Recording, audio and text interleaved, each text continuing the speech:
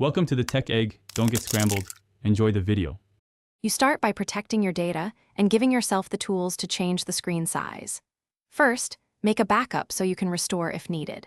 Next, enable developer options by tapping build number 7 times, then enable USB debugging. Once done, connect the phone to a PC with a DB installed and confirm the device appears with a DB devices. This access lets you run the only reliable commands that alter screen size at the system level without rooting. Now you perform the main steps to change how the interface scales. Start by checking current values with a DB shell WM size and a DB shell WM density so you know the baseline. Then set a new resolution using a DB shell WM size width hx height, for example, 1440 x 3040 for a taller layout. If you prefer scaling instead of resolution, use a DB shell WM density value.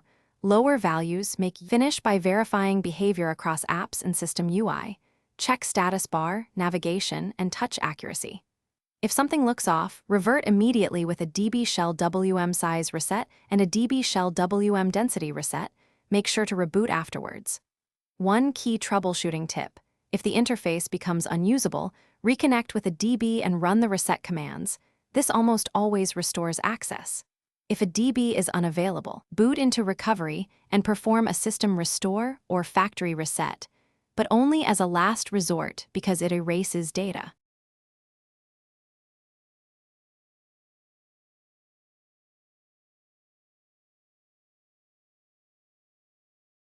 Thanks for watching. Consider subscribing if I helped unscramble your problems.